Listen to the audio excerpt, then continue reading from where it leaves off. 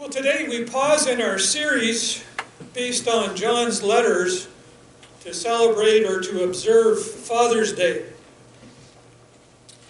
And before we go any further, let's include grandfathers as part of our celebration.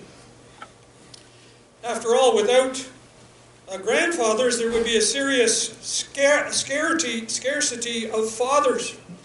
And so let's be inclusive this morning and include them as well. So you might ask, well, where did this tradition of a special day for fathers begin? Well, as with many things, history can be somewhat foggy and imprecise at times. For example, in the United States, there are two possible origins listed for Father's Day, and just in the interest of brevity this morning, we'll only talk a little bit about the most popular one. So the first one goes like this. The first Father's Day was celebrated in Washington State on June 19th, 1910. Interesting that today is June 19th. A woman by the name of Sonora Smart Dodd, obviously the smart lady, Sonora Smart Dodd, came up with the idea of honoring and celebrating her father while listening to a Mother's Day sermon in a church in 1909.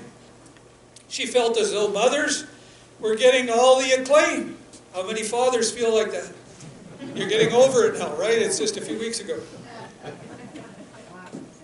She felt that fathers were equally deserving of a day of praise, and she would probably be displeased that Mother's Day still holds the lion's share of attention. So, yeah, just get over it, okay, guys? Sonora's dad was quite a man. William Smart, a veteran of the Civil War, was left a widower when his wife died, giving birth to their sixth child. He went on to raise the 6 children by himself on their small farm in Washington. To show appreciation for all the hard work and love that William had given to her and her siblings, Sonora thought there should be a day to pay homage to him and other dads like him. Well, she initially suggested June 5th, the anniversary of her father's death, to be the designated day to celebrate Father's Day. But due to some bad planning, and it doesn't say what that was, the celebration in Spokane, Washington was deferred to the third Sunday in June.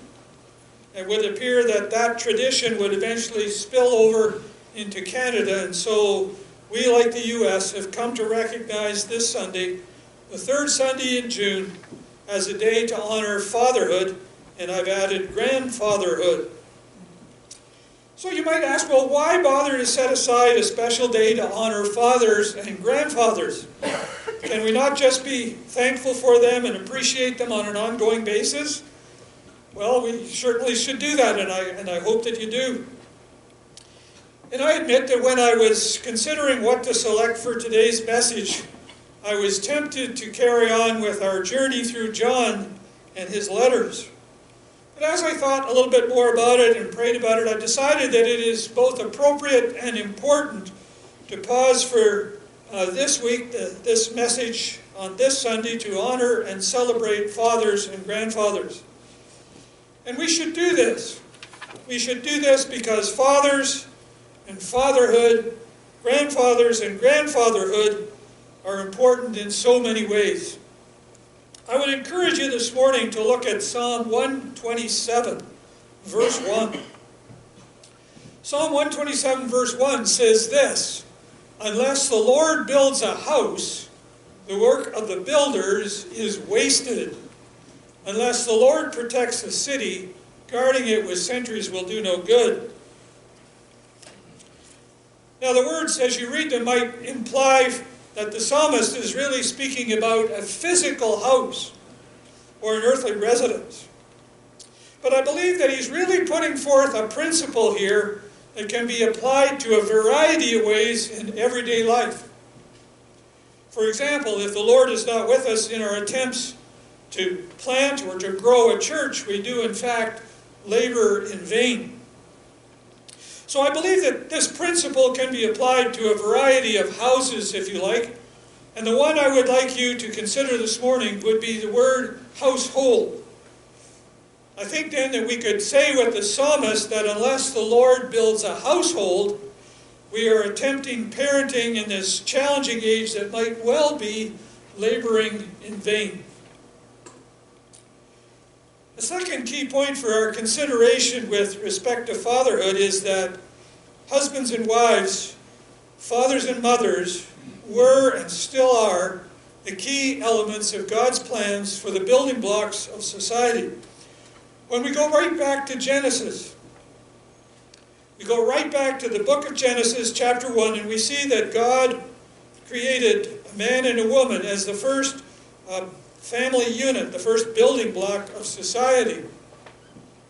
Beginning in Genesis chapter 1, verses 27 and 28, we read this. So God created human beings in his own image. In the image of God he created them. Male and female he created them. Then God blessed them and said, be fruitful and multiply. Fill the earth and govern it.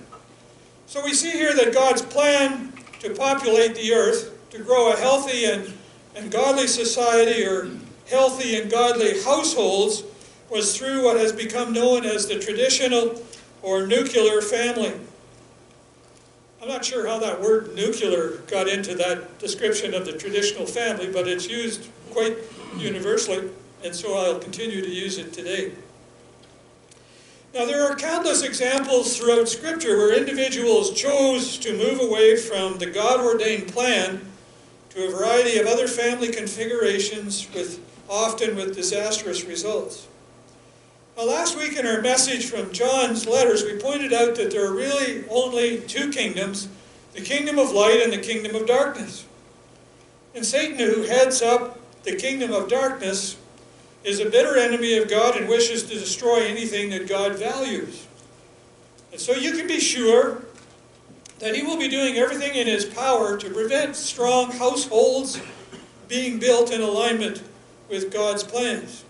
And we certainly see lots of evidence of his handiwork in that. But before we go any further, I want to point out that bad stuff happens in life. People are free will agents. All of us make mistakes. Some of us, like myself, make lots of mistakes. Some of those mistakes are hurtful and harm people they once claimed to love in a variety of ways. So bad stuff happens, and sometimes the ideal traditional or nuclear family is shattered, but God is still able to come alongside of those who are determined to serve him in spite of the bad stuff. He's able to bring peace. He's able to bring restoration and healing to find themselves parenting in less than an ideal nuclear configuration. And many times, a single parent realistically is left with twice the load to carry. And we need to be sympathetic, we need to be understanding, and we need to be prayerful and supportive of everyone who is finding themselves on that difficult road. That's part of our job as the family of Christ. The family of God that we sang about earlier is to come alongside of those who are carrying an extra load, whether it be a physical burden, whether it be an emotional burden, whether it be a financial burden, whether it be a family relationship. That's part of our job, is to come alongside and support them. But let's think for a few moments why God's plan for a nuclear family, a family with a father, is important. So if you're here today as a father or grandfather, consider how important your role and influence in the life of a child. Dr. David Poppenso, professor of sociology at Rutgers University and co-director of the National Marriage Project, writes this in general about the importance of fathers. He writes, fathers are far more than just second adults in the home. Involved fathers, especially biological fathers, bring positive benefits to their children that no other person is as likely to bring. They provide protection and economic support and male role models. They have a parenting style that is significantly different from that of a mother, and that difference is important in healthy child development. let's look a little bit more specifically at the importance of fatherhood, or the lack of fatherhood that potentially can have in the life of a child. 82% of studies on father involvement in child well-being published since 1980 found significant associations between positive father involvement and offspring well-being. And so we hear from all of these people who study these things that fatherhood is important and fatherhood matters. Secondly, in an analysis of over 100 studies on parent-child relationships, it was found that having a loving and nurturing father was important for a child's happiness, for well-being, for social and academic success, as well as having a loving and nurturing mother.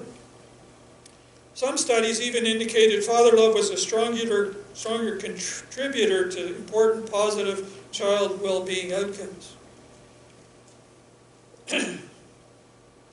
Thirdly, according to child psychiatrist Kyle Pruitt, a father's more active play style and comparatively slower response to a toddler or infant experiencing frustration serve to promote problem-solving competencies and independence in the child.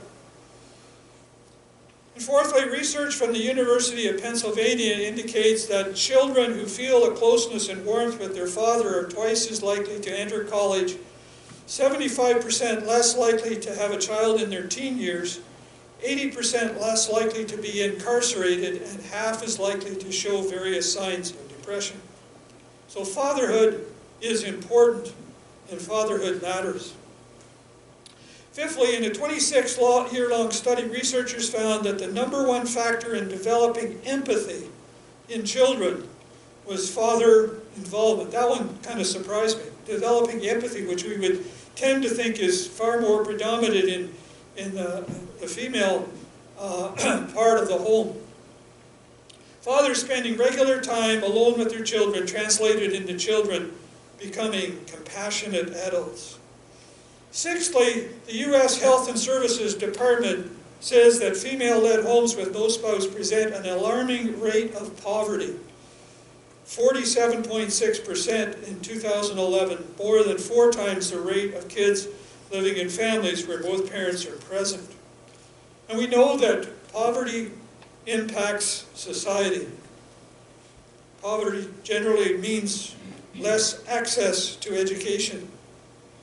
It often can lead to minor theft in children, and unfortunately all too frequently can lead to really serious stuff like gang membership. The bottom line is that children growing up without the influence of fathers have a much higher chance of having significant issues, which just undermines what I was saying earlier. We need to support those who are struggling with a missing partner. Now, if the lack of fatherhood influence in the raising of children has the potential for major problems for children and for society at large, one would hope that the incidence of that is quite small. But it's not. So how many fatherless homes are there? In Canada, StatsCan says that 12.8% of Canadian children live in fatherless homes. In the United Kingdom, 20% of children live in fatherless homes. In the U.S., 7 million dads are absent from the life of their children. And I just picked this up this morning, which I thought was really interesting off the Newswire. It says there's little doubt that America is experiencing an unprecedented fatherless crisis. About 80% of single-parent homes are led by single moms, therefore leading to nearly 25% of our youth growing up without a father in the home. The staggering statistic has not only destroyed the nuclear family, but has devastated communities across the nation. For example, 85% of children and teens with behavioral disorders come from fatherless homes. And over 70% of all adolescent patients in drug and alcohol treatment centers originate from homes without fathers.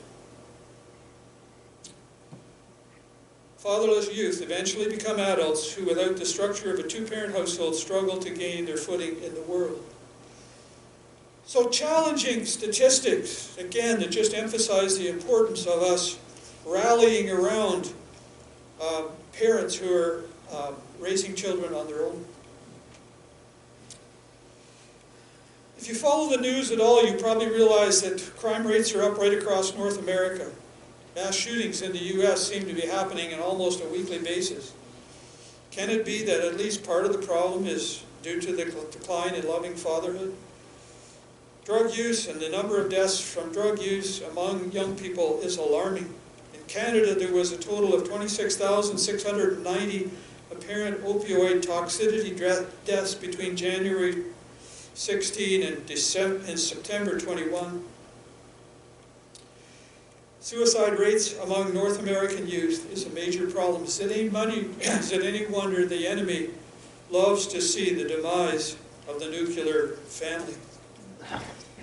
So what can be done about it?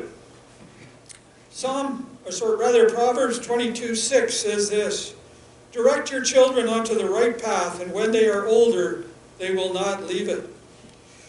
Words are important. Education is important. Christian education is important. Scripture-based teaching is important. Christian nuclear families will still face many challenges in this troubled world, but they will stand the best chance of denying our enemy the destruction of our children. So fathers, grandfathers, you need to be versed in the Word and to ensure that your children have excellent Christian-based training. But I think really that this is speaking about much more than words. Words of correction or words of direction. I think the most powerful agent of direction is the influence of a parent, followed closely by the influence of a grandparent. How you live, Dad, as a father or grandfather influences the direction your children will take. For example, if a child grows up in a home where father is present but not interested in matters of faith, not interested in studying the Word or going to church, it's much more likely that his children will at some times drift away from the faith as well. Living for the Lord will encourage your kids to do so. And of course that applies to moms and dads equally. So fathers, grandfathers, moms, grandmothers, think about the way you live.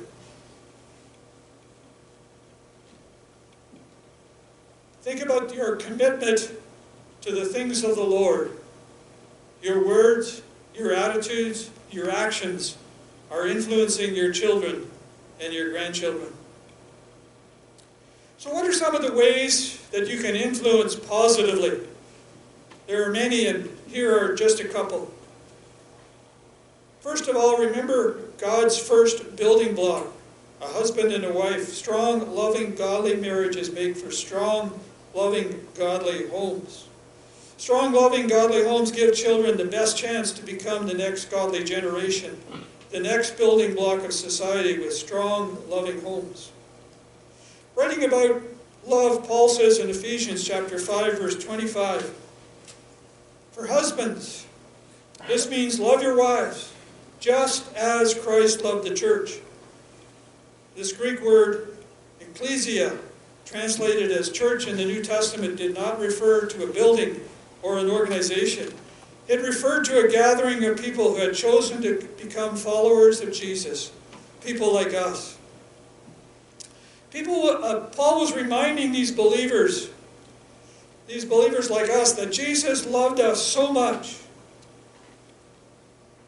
Loved those of us who have chosen to follow him, that he gave his life for us. And this is the kind of love required by the Christian husband for his wife. Paul goes on to say in verse 28, "Husbands ought to love their wives as they love their own bodies. For a man who loves his wife actually shows love for himself." A loving husband then is the first step to a loving home, a critical step in godly fatherhood. Children and grandchildren, they observe the way you love your wife, dads. They observe the way you love your wife, granddads. So husbands, love your wives. Grandfathers, encourage and support your children in building and sustaining strong marriages. Church and family, come alongside those who are working through a single-parent relationship. So what can we do about the challenges of fatherhood? First of all, consider your influence. What your children see in the life of their father will influence their approach to life as well. A child who sees his father leave his mother behind to fend for herself and struggle with poverty will struggle with that in a big way. You know,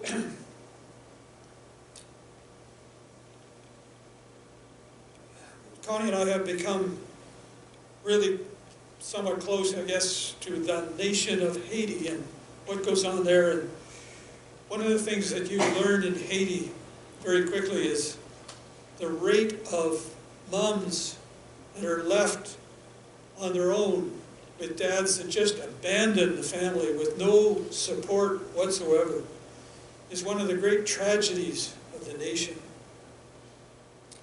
This weekend I was texting back and forth with a boy who was part of our Taitu family, and as he got older and into his late teens, he left and found himself in the Dominican with his mother being there, trying to survive and trying to suggest ways that he could help his mom.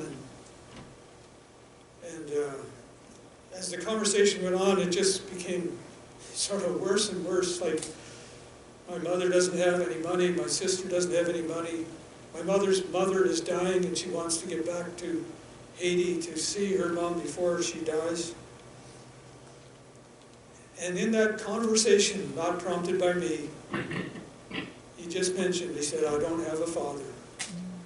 Just one of the thousands of kids in Haiti that are going through that tragedy.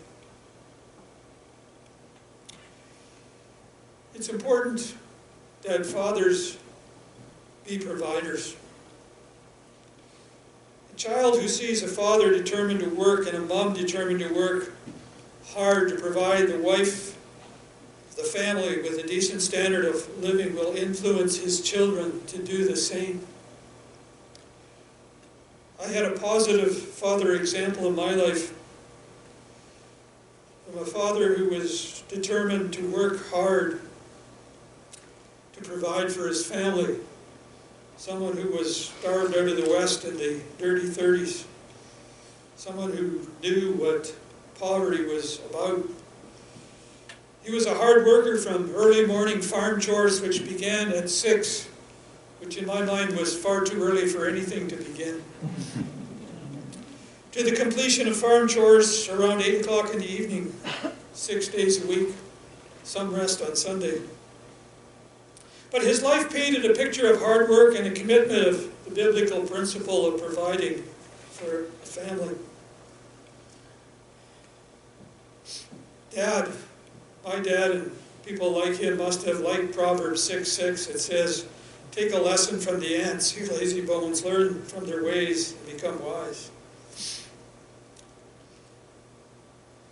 Dad's work ethic influenced my life. There's that word again, influence.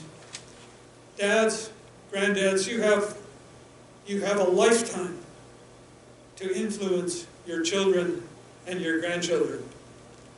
There's no doubt that in their own way, they're watching.